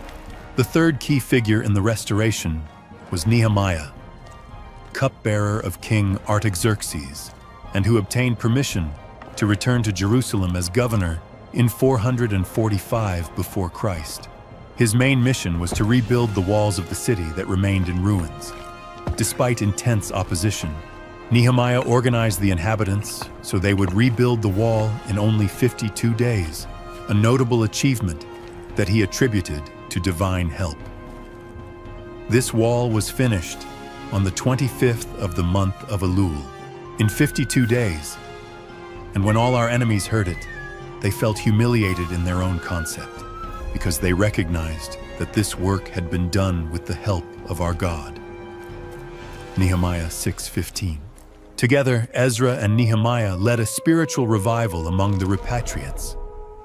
They re-established the observance of the Sabbath, renewed the covenant with God, reorganized the priesthood and the Levites, and ensured the economic sustenance of the temple through tithes and regular offerings. The return from exile was not a massive and dramatic event, but a gradual process that spanned several generations. Only a fraction of the Jews from Babylonia returned. But these repatriates, known as the children of the Gola, children of the exile, laid the foundations for a renewed community, centered on the Torah and the purified worship of God. The period of the Second Temple extends from its construction in 516 before Christ until its destruction by the Romans in 70 after Christ, spanning almost 6 centuries. During this time, the tribal identity underwent significant transformations. Although the people who returned from exile came mainly from the tribes of Judah, Benjamin, and Levi, the records show that there were also descendants of other tribes. In Ezra chapter 2 and Nehemiah chapter 7, we find detailed lists of the repatriates organized by families and places of origin. However, the tribal distinction began to blur, with the exception of the priests and Levites who needed to maintain precise genealogical records for their functions in the temple. The majority of the Jews identified themselves simply as children of Israel or Jews, derived from Judah. Regardless of their original tribe, this trend was reflected even in the political and geographical structure. Instead of the old division by tribal territories, the land now was organized into administrative districts. according to the empires that governed it. First the Persians, then the Ptolemaic and Seleucid Greeks, and finally the Romans. Point during this period, especially after the Maccabean revolt against the Seleucid Empire in the 2nd century before Christ. A brief period of independence arose under the Hasmonean dynasty. The Hasmoneans, descendants of a priestly family, combined the roles of high priest and king, something unprecedented in Israelite history. In this era also emerged various religious groups such as the Pharisees, Sadducees, Essenes, and Zealots, each with different interpretations on how to live faithfully as Jews under foreign rule. These divisions became more important than the old tribal identities. Although the tribal distinction diminished in political importance, it remained alive in memory and tradition. In Luke, chapter 2, verse 36, Anna, a prophetess, daughter of Phanuel, of the tribe of Asher, is mentioned, showing that some people still knew their tribal lineage. In Philippians, chapter 3, verse 5, Paul identifies himself as being of the tribe of Benjamin. And in Revelation chapter 7, the 12 tribes continue to be an important reference for the identity of the people of God. The Jews of the Diaspora, those who lived outside Judea, maintained strong ties with Jerusalem, as we read in Acts, chapter 2, verses 5 to 11. For the Feast of Pentecost, there dwelt then in Jerusalem Jews, devout men, from every nation under heaven, Parthians, Medes, Elamites, of Asia, of Phrygia, of Pamphylia, of Egypt, of Rome, Cretans and Arabs. These Jews of the diaspora sent offerings to the temple and tried to make a pilgrimage to Jerusalem for the great festivities. The era of the Second Temple was also a period of great literary production. The last books of the Old Testament, such as Malachi, were completed, and important apocryphal and pseudepigraphical works were written. The system of synagogues was developed, which allowed for worship and study of the Torah in any place where Jews lived. Close to the end of this period, the land was under the direct control of Rome in the year 6 after Christ. Judea became a Roman province governed by procurators. The tensions between the Jews and the Romans increased gradually until they erupted in an open revolt in the year 66 after Christ. This rebellion would lead to the destruction of the Second Temple and a new dispersion of the Jewish people. The Jewish revolt against Rome began in the year 66 after Christ for multiple causes: the oppression of the Roman procurators, religious tensions, and messianic hopes. During the first years, the rebels had some surprising successes, including the defeat of a Roman legion. The Emperor Nero sent his best general, Vespasian, to suppress the rebellion. Vespasian methodically conquered Galilee and Samaria and was preparing to besiege Jerusalem when the death of Nero called him to Rome, where he eventually became emperor. His son Titus took command and completed the mission. In the spring of the year 70 after Christ, Titus laid siege to Jerusalem during the feast of the Passover, when the city was full of pilgrims. After 5 months of brutal siege, the walls were torn down, the temple burned, and the city plundered. According to the historian Josephus, who was a witness to these events, more than 1 million Jews died and almost 100,000 were taken captive. Jesus had prophesied this destruction almost 40 years before. In Luke, chapter 21, verse 5 and 6, we read, "And to some who spoke, that the temple was adorned with beautiful stones and votive offerings, he said, concerning these things that you see, days will come in which there will not be left one stone upon another that will not be destroyed." In Matthew 24:2, he adds that not one stone will be left here upon another that will not be thrown down. The destruction of the temple was a devastating blow for Judaism. The spiritual and national center of Israel had disappeared. The sacrifices, which had been the heart of worship since the times of Moses, ceased forever. The priesthood lost its main function, The annual festivities could no longer be celebrated as the Torah commands. Many Jews were sold as slaves and dispersed throughout the Roman Empire. Others fled to different regions: Galilee, Syria, Mesopotamia, Arabia, Egypt, and beyond. The Jews who already lived in the diaspora saw their communities reinforced with these new refugees. But this was not the last rebellion. In the year 132 after Christ, Simon Bar Kokhba led another revolt against Rome. Initially, it had success, establishing an independent Jewish state that lasted 3 years.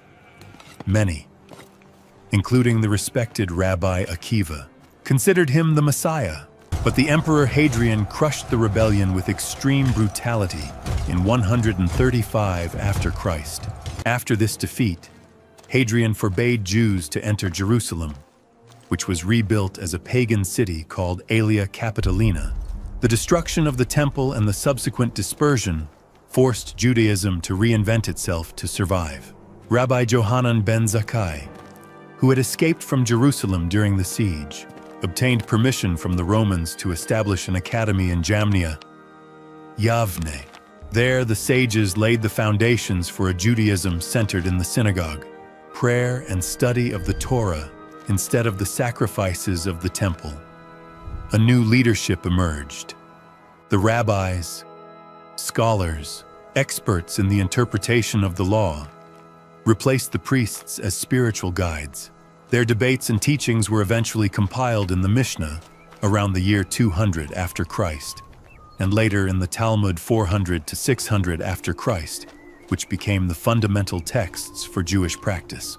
The diaspora transformed Judaism from a national religion centered in the temple to a transportable faith that could be practiced in any place. As Ezekiel had said during the Babylonian exile, "Thus says Jehovah the Lord, although I have cast them far away among the nations, and I have scattered them throughout the lands, yet I will be to them for a little sanctuary in the lands to where they go." Ezekiel 11:16. The Jewish communities flourished in places as diverse as Babylonia, Egypt, Rome, Spain, and throughout North Africa, developed their own traditions and customs, although they maintained a common core of beliefs and practices. The Jews of Babylonia produced the Babylonian Talmud, which would become the most influential work of rabbinic Judaism. Despite the persecutions, economic difficulties, and pressures to assimilate, these communities maintained their unique identity throughout the centuries. The hope of returning one day to Zion remained alive in daily prayers, in the literature, and in the collective conscience. The greeting "next year in Jerusalem," repeated at the end of the Passover service, encapsulated this perpetual hope. The dispersion of the Jewish people did not erase their tribal identity, but transformed it. They no longer defined themselves by specific territories or political functions, but by a shared lineage, common traditions, and the sacred text of the Torah that united them across distances. Although the concrete tribal distinctions diluted over time, the concept of the 12 tribes maintained a powerful symbolic and prophetic meaning in the Jewish conscience. This symbolism is expressed in diverse forms in the biblical texts, especially in the prophetic visions about the future restoration of Israel. The prophet Ezekiel, writing during the Babylonian exile, had a vision of the restoration of all the tribes. In Ezekiel chapter 37, verses 15 to 22, God ordered him to take 2 sticks, one for Judah and another for Joseph, representing the tribes of the north, and unite them in his hand to symbolize the reunification of Israel.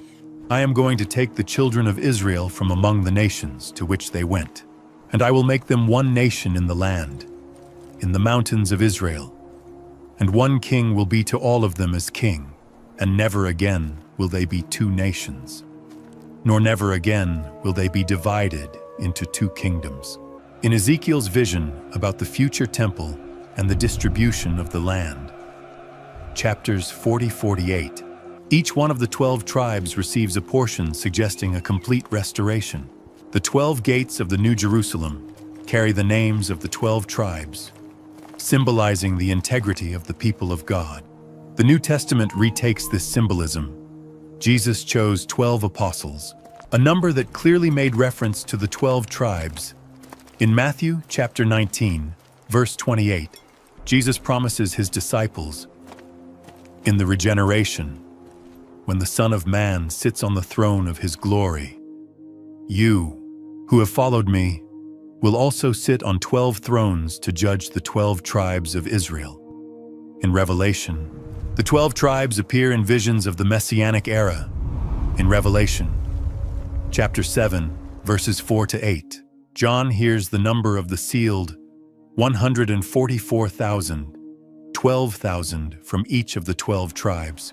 In Revelation chapter 21, the New Jerusalem has 12 gates with the names of the 12 tribes and 12 foundations with the names of the 12 apostles, uniting symbolically the ancient Israel with the church.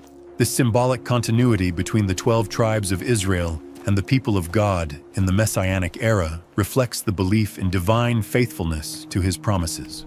Although the specific tribes lost their concrete identity, the concept of the 12 tribes continued representing the totality of the chosen people. This idea of totality is important. The number 12 in biblical numerology represents integrity and fullness. The 12 tribes constitute the complete Israel, the people of God in their totality.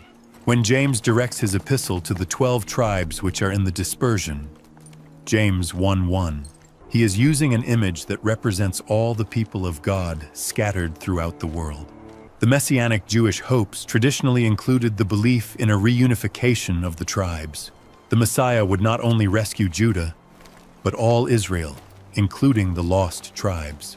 This hope is reflected in traditional Jewish prayers like the Amidah that asks, "Sound the great horn for our freedom. Lift up the standard to gather our exiles and gather us from the four corners of the earth." In Christian theology, the 12 tribes acquired an additional meaning as prefiguration of the universal church, composed of people from every tribe, language, people, and nation. Revelation 5:9. Paul develops this theology in Romans chapter 11, where he describes believing Gentiles as wild branches grafted into the olive tree of Israel. The symbolism of the 12 tribes transcends thus their historical reality.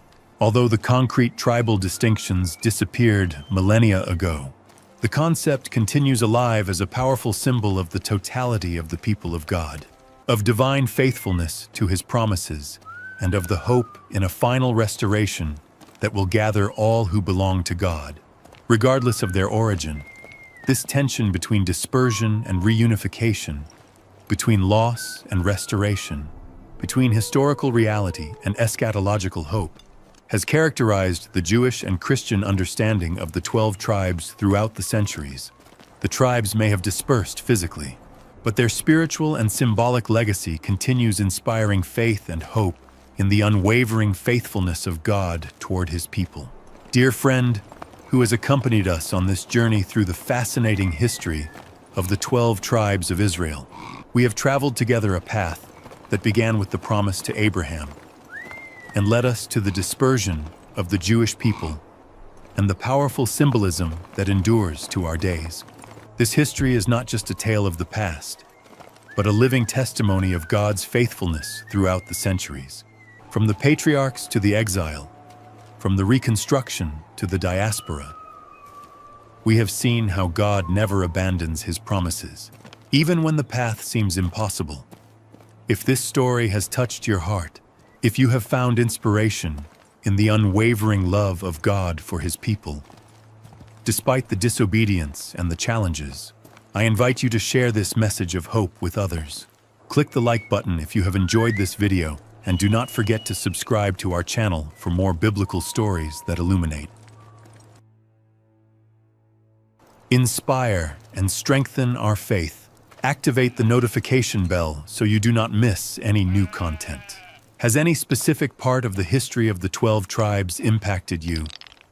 What personal lesson do you draw from this account? Share your reflections in the comments and be part of our community of truth seekers.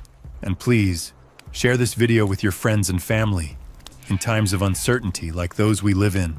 We all need to remember that God's faithfulness transcends circumstances, that His plan can pass through dark moments, but always leads to the light.